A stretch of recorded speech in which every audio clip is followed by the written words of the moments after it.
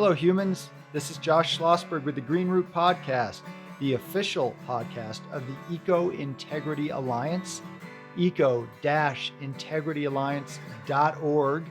So I'm going to be talking off the cuff about something that is happening in the county in which I live, actually not many miles from my doorstep. So folks may or may not be aware that Eco Integrity Alliance has been working on a variety of different campaigns, the biggest of which right now has been the whole idea of Forest Service and other agencies and industry logging our forests, pretending it's for wildfire risk reduction, and actually making wildfires worse in the process by heating forests up, by drying them, by opening them up to wind, emitting carbon into the atmosphere, spending billions on this instead of where that taxpayer money should be going, which is to make homes fire wise, hardening the homes, doing some treatments 30 feet around the house, maybe 60, maybe at the most 100 feet, switching out wooden roofs with metal roofs, screening off the gutters, things like that actually protect homes from 95% of the stand replacement, the largest wildfires, according to the Forest Service's own science. So this has been a real complex issue in some ways. It's actually pretty simple. It's kind of just what I said. But the industry is making it complex because they want to log and they want to come up with reasons to log because they know they can't get away with just, well, we want to cut down trees and sell them. So they have to come up with all this Orwellian doublespeak, and gotta hand it to them. They're pretty good at what they do because most media has totally bought into it. The vast majority of politicians on both sides of the aisle, 100%. All you got to do is look at the wildfire ecology. All you got to do is go out into the forest, and all you got to do is use a little common sense to know that this is nonsense. So this is going on across the West, has been for quite some time, and it's tied into biomass energy where you cut down these trees and you use that for energy. But a lot of times it's just being done on its own. It's just the justification for industry to continue destroying, degrading forests. And it's going on across the Western US primarily, although I've even seen justifications in places like Vermont in these moist northeastern forests. So they'll use it anywhere they can get their hands on it. And it's planned for now about tens of millions of acres across the West to do this, what they call fuel reduction, wildfire risk reduction. They have a bunch of nonsense terminology for it. And they don't want you to call it logging, even though it is literally logging. And billions are going to it, billions of taxpayer dollars, over 3 billion. I think it's close to 4 at this point. I know for a fact it's over 3 billion. We've been engaging on this in terms of the federal level. So this is Forest Service. Also, some of this goes on Bureau of Land Management. But here in Colorado, our congressional delegation, so this is Senators Bennett, Senator Hickenlooper, and Representative Joe Neguse. They are the biggest cheerleaders in Congress to do this logging under the guise of wildfire, and they're all Democrats. And this is a fairly progressive state, or at least a blue state at this point here in Colorado. And they're pushing for all this nonsense. It's the epicenter in many ways. Like I said, tens of millions of acres across the West it's planned for. 3.5 million acres alone in Colorado's Front Range. So that is our highly populated near the cities and then the mountains and forests nearby. 3.5 million acres they want to do this, but it makes it more complicated because it's going on federal level. And then, so that's national forests, things like that. It's also going on state level. So some state forests and county forests, and then even some municipal forests. So it's really hard to get a handle on all this. And I think the layers, well, they certain, whether it's intentional or not, it certainly makes it easy for them to push it all through and difficult for us. But I've been seeing some pretty crazy stuff here in Colorado that even shocks me. I've been following this stuff and doing either advocacy or balanced journalism. For a while, I was actually a balanced journalist and I put all the sides of the issue into it. But anyway, I was living in Oregon, which is the timber capital of the country, and I saw some pretty nasty stuff. I've never seen more corruption around this stuff than I'm seeing right now in Colorado. in Jefferson County and this town of Evergreen in which I live. So you might be like, well, all right, this is your local problem, whatever, Josh. Well, the truth is, this is a model. This is where they're testing this stuff out, and they're going to do it everywhere if they get away with it here. So the reason they're doing so much here is because Jefferson County is the most corrupt place I've ever lived. I have never been more disenfranchised than I have out here talking to my elected officials. If they even respond to you, which they rarely do, they never respond to your point. They're always gaslighting. They'll lie straight up to you. And I think the reason is, well, a lot of it is kind of good old boys and good old girls up here in the hills. It's kind of like half liberal, sometimes progressive up here, and then half just pretty far right and also conservative, because it's becoming a little bit more mountainous and rural, but the city isn't that far away. This is only about 30 miles out of Denver, not even that far. So it's like a weird patchwork. And so the constituency is kind of half and half. And on top of that, there is no city that is large really in Jefferson County. There are some small cities, but because of that, there is no dedicated media outlet. So this stuff flies under the radar. There are other publications that will cover things in Jefferson County, but it's not their priority. And our politicians know that. And so they've gotten away with some astounding things. Again, I've been doing this a long time, and I'm still shocked. And I'm going to tell you about what's been so shocking recently. So, like I said, a lot of this stuff, this wildfire risk reduction logging, and it is nothing but logging, is going on federal land, so national forest, but it's also going on in county parks. So I have spent the last few years basically hiking every mile of trail in every park in Jefferson County. And it's been a great thing to do during the pandemic. And I think the forests out here are beautiful. So there'll be a lot of ponderosa pine. There'll be some lodgepole pine as you go a bit higher up. There'll be spruce forest, and there's occasional Douglas fir and things like that. But it's this beautiful combination of forest and then a lot of meadows, so tall grass meadows. And the wildlife out here is astounding: elk herds, bear, fox, all sorts of bird species, you name it. It's really beautiful out here, and people have the privilege here of living close to city, but also being really close to wilderness. I can walk out my door and see, 2-minute walk, I can see 14ers. So I can see 14ers in the Mount Evans Wilderness area. And there, I can drive to the wilderness in I don't know, 20 minutes. I can get to national forest in less time. So it's really cool to be out here. And just to preface things, there is risk to the communities when you build into the forest where wildfires burn, and they should burn.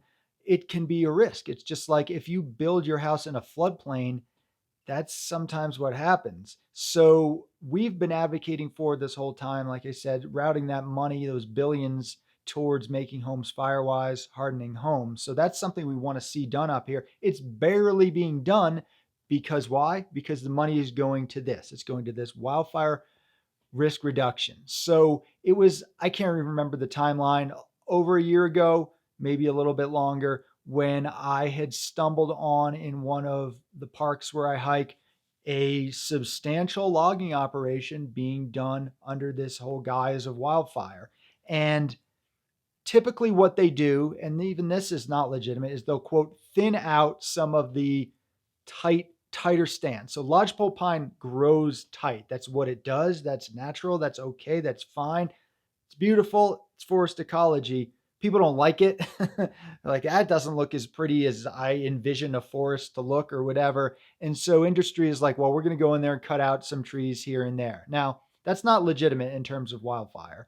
That makes, as I said, it makes the forest hotter by letting in the sunlight. It makes it drier, which is obviously what causes wildfire, and it opens it up to wind. So our most destructive fire in Colorado history happened just not that long ago, a year, maybe it was 2 years ago, and it happened in almost entirely grassland and residential neighborhood. Like it doesn't get more thinned out than that.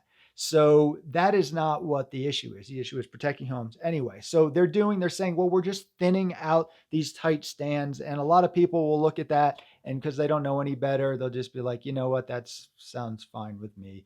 You're just thinning. You're thinning. It's thinning. It sounds nice. Like who doesn't want to be thin, right?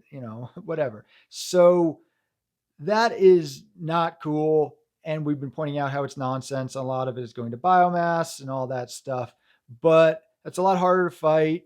And a lot of people just let it be. And, maybe in some cases there are other battles to fight, more important battles to fight in theory, right?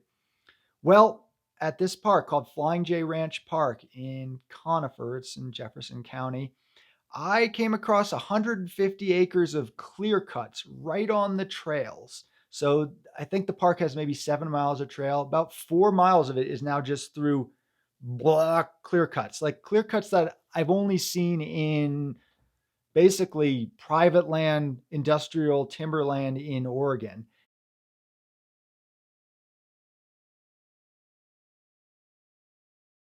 And they're just doing it in our public parks. This is a popular park right on the trail. I was like, they're getting bold. I couldn't believe that they would do something this blatant. Usually they hide this stuff. I found stuff up in the mountains.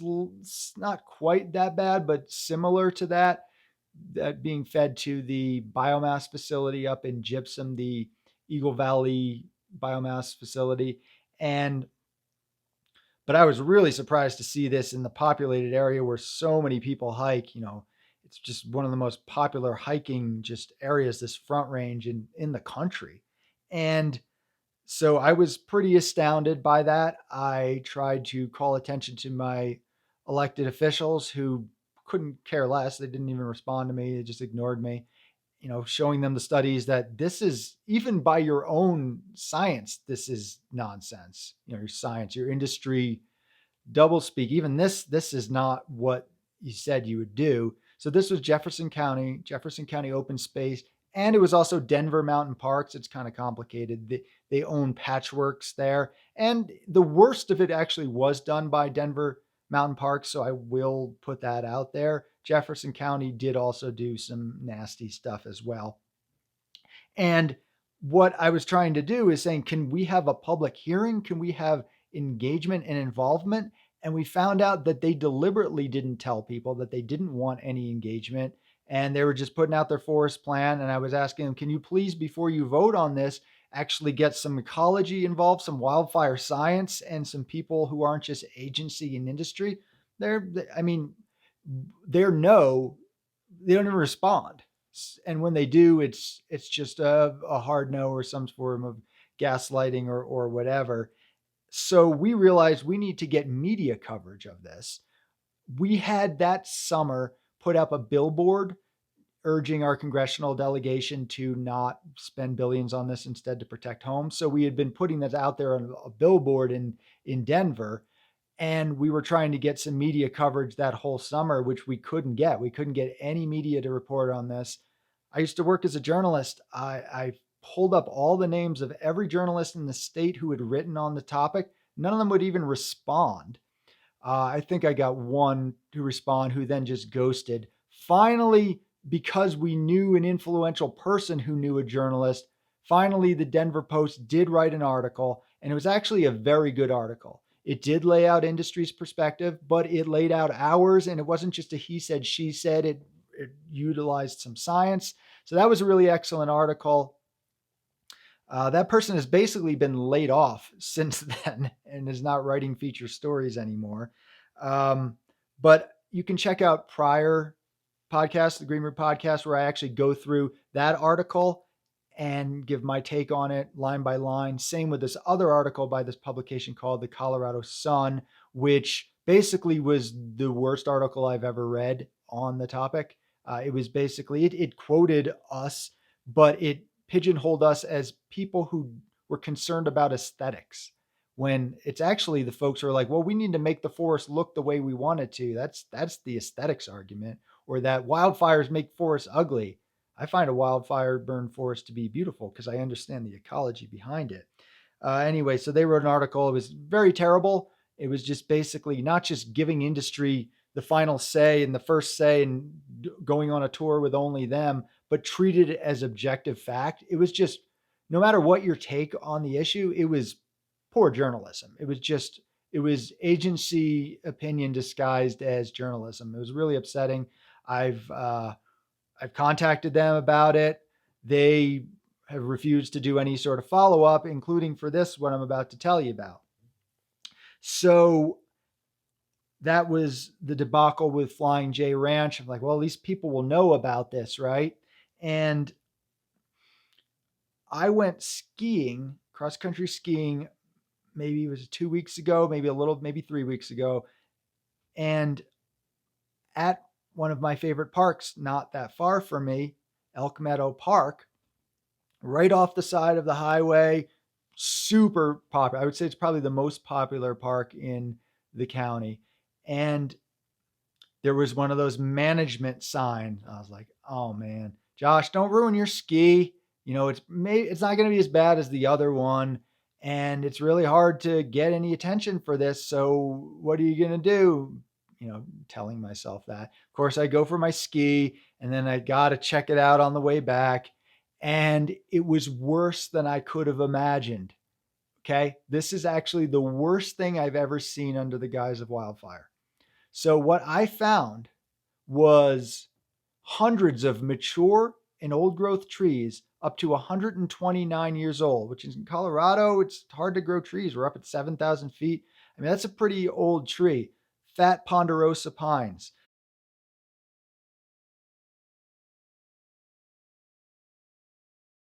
So many of them around that age range. 129 years old was the oldest that I was able to find. There may be older ones. I didn't count all the hundreds of log rings. Definitely count another one, 121 years old. There are a bunch of others, certainly higher than 100 or around the 100 range. The rest were 50, 60, 70, 80, 90 years old.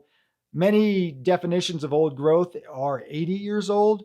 Whatever you want to call them, and they are old growth, they are fire resistant ponderosa pines. So even in their own forest plan, it specifically states to retain and not to log and to promote the larger diameter, older ponderosa pine. These are trees that love fire. They have thick bark. They actually self prune their branches up to a certain level.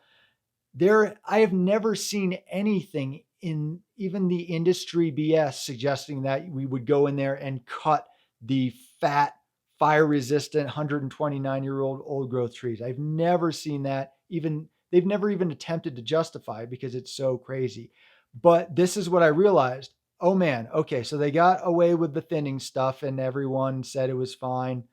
And media barely covered it. They got away with clear cutting of 150 acres and barely any reporting, only one good article on it, another basically just PR for them.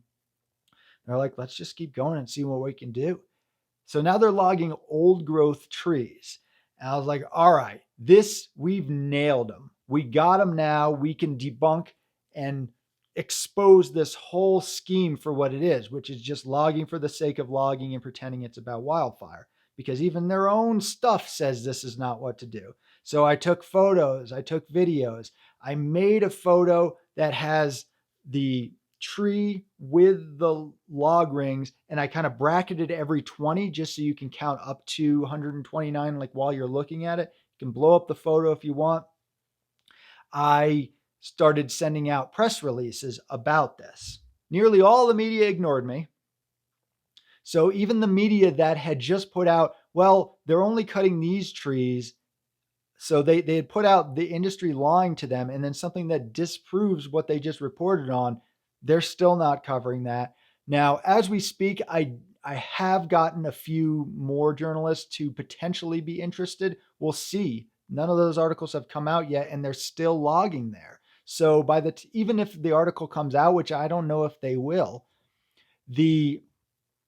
all the trees are going to be cut by then. It's amazing what they can get away with, but it's not over yet. So I communicated this to the county commissioners and my state senator and stuff like that. And of course, no response. Why would they? Right? Because they don't have to. There's no one and no media entities holding them accountable. They've done whatever they want up here forever. So that's been what they're, why would they not do that? Right. And so then I did go on a call with somebody from the Audubon Society. They found out about my stuff by me posting it. And they did talk to a local representative or state senator. I forget because she actually went from rep to senator or senator to rep. So sorry, I can't remember it. And she did listen to us talk for a little bit about what's going on in the county. Didn't say that they would take any action, but suggesting that they were concerned. We'll see. And then found out that that individual, along with two of my county commissioners, my actual county commissioner, and then another county commissioner, my state senator, and then another representative, were going to be holding a town hall meeting later that week. So this was 5 days out. Still, up until the day before, it was not officially announced. I was going to invite other people, but it wasn't even certain. Finally, 24 hours in advance, we found out it was a go, this town hall meeting. So they were hiding even the fact that they were having these town hall meetings. That original senator representative did not make it, but my other one did. And so did the county commissioner, who is my county commissioner, who also sits on the Colorado Fire Commission. So this is the person to talk to. So I went to this town hall meeting. There were only 4 people in the audience. There were maybe 6 people, but 2 of them were also with one of the politicians, kind of staff people, or on sitting on some of their committees. So there were actually 4 citizens. I mean, it might have actually been less, but I knew 2 of the other people were one of the Audubon Society person and another person who lives close to these parks and doesn't want them being logged because she knows this is not protecting her home. It's making the fire danger worse. So it was an hour of sitting there in this room, listening to these politicians talk about how awesome they thought they were. They would make these jokes that only they would laugh at because they weren't funny. They were just like self-aggrandizing, patting themselves on the back, and they would all roar at the table. And the rest of us were like, that wasn't even a funny joke. That wasn't even a joke. So that wasn't a good start. But then after a full hour, they opened it up to Q&A, and they didn't make any specifications about what that meant. Based on past hearings that I've gone to, whether virtually or in person, usually you get 3 minutes. You get 3 minutes to make a statement and ask a question. So I asked that they move the camera to face me because I had a feeling something was going to go wrong because they were recording this as on a live stream. So I kind of read a very quick statement. So I wanted 3 minutes to read my statement, and I practiced it knowing it was under 3 minutes. And it was basically just laying out, okay, here's what's going on. Here's what the science is. And then the question, which is, will you hold a moratorium on this logging until we can have public hearings, until we can have an investigation of what's going on with this old growth logging that's happening 2 miles away? And one of the commissioners kept interrupting me, wouldn't let me speak. And they would say things like, come on, we have a bunch of other people in here. There were 4 of us. An hour of listening to them, and they wouldn't let me speak for 3 minutes. They kept interrupting. And then, after less than 2 minutes, I was like, again, I listened to you for an hour. Can I have 3 minutes? And then one of the county commissioners, named Andy Kerr, he said, you already had 3 minutes. And I had the video and I looked at it. It was 2 minutes and interrupted minutes. So then I finally got the question out, will you hold a moratorium? Of course, they never answer stuff.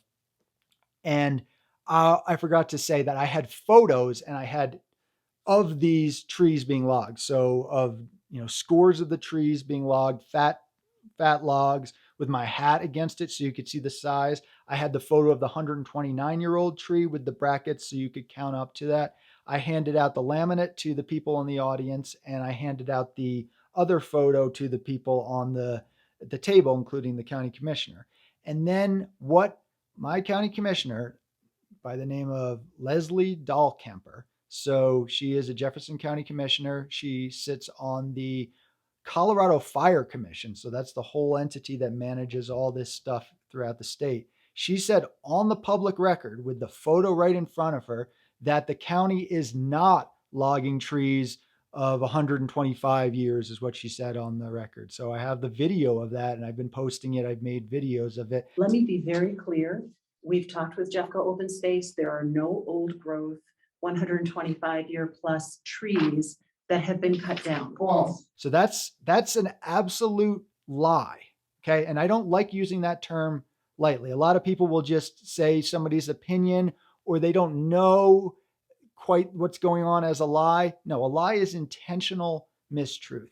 And I had sent the photos to her at least 5 days prior. Now, she might not have, she's chosen not to look at them. So she's choosing not to see it. And then it's literally in front of her. And you can see in the video, we have the senator sitting next to it, kind of like looking at it and also shaking her head like it wasn't happening. She said this on the record. So my county commissioner is not only approving these plans to clear cut, to thin, to clear cut, to log old growth trees, but you bring a photo to them and at a public meeting, they will say, we're not doing that. So that's the most through the rabbit hole I've ever been. I don't know if media is going to cover this because it makes the politicians look bad. And, you know, I've never been a Republican and I never will be, but I'm not a Democrat anymore because the media only seems to want to report on things that the Republicans do wrong, which is plenty. But when a Democrat does the exact same thing, because it's this team sports thing, they won't report on it and they want access with these politicians. Like, well, I don't want to be the one. Oh, are they really lying? It's like, yeah, you have the information. I've offered to take these people out to the forest to look at the trees being cut. It's just right off it's a 3-minute walk from the trailhead, from the parking lot. And I'm trying to get coverage of the thing that's going on, which hasn't even happened yet. And the fact that our politicians are literally lying about it happening. They're saying this is not happening. And I have a feeling that they're going to get away with it. And so I'm putting stuff out through social media. Eco Integrity Alliance is putting stuff out there. We're making videos because it's kind of up to us. So if you see this, please share it. Please watch the video. So at least they know that people know. So at least if they are doing this stuff and lying to everyone, they can't go to sleep at night knowing like, God, no one knows about it. We know about it. The question is, what can we do about it? Without any media, I don't know what we can do about it. But I'm hoping that putting this out there will make it so they'll realize they can't get away with the nonsense. But if we aren't able to make a dent in this is pretty high stakes because I think they're going to know like, oh man, we did the most egregious thing we could do. They put it out everywhere on the airwaves and nobody cared because nobody actually really heard about it or nothing was done about it or official media didn't cover it.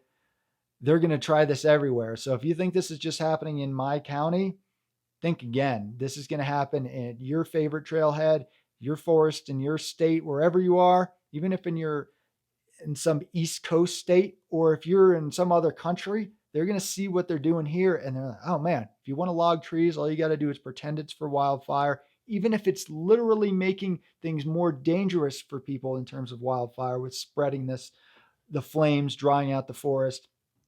So that is my excited rant. Like it's past dismay. It's almost like this absurd amusement where it's almost like I never would have guessed that you could show a picture of a thing and people just say, "Nuh-uh," but that's where we're at. You know, this alternative facts thing, just like in my world, that's not even old growth. In my world, that years, what is a year really? You know, if you're on another planet, a year is actually this many days, you know, like who knows what their justification is. I kind of feel sorry for them. Like imagine having to do the mental gymnastics to be like, this is not a thing that exists. And, you know, part of me is like calling them out as lying. It doesn't feel good. I don't like to be aggressive in that way. They didn't say you're lying. They said this is not happening, which is the same thing as calling me a liar. So they had the information. They could have said things like, well, we're going to have to look into this, or we're not 100% sure, or I haven't quite heard about this. There's ways to be slippery politician. They just said, we are not doing this. So check out the video. I juxtaposed the photos with what they're saying. Please help share that. Spread this podcast around, comment on this. It's kind of just us doing this. It's actually a lot worse than I ever thought. So really hope to have your engagement and your involvement. Really appreciate you listening to me talk about this. This isn't just about my hiking area. This is about our forest. This is about our climate. This is about our ecology, our wildlife, or I don't know if it's our wildlife, but the wildlife. It's about flooding and erosion control. It's about soil quality. It's about air pollution. It's about oxygen. It's about pretty much everything. And they are just going full bore propaganda, cut whatever. And here's what I have ultimately learned. As long as they're saying wildfire, they will cut any tree of any age, of any size, at any acreage, anywhere at any time. And the question is, are you going to let them get away with it?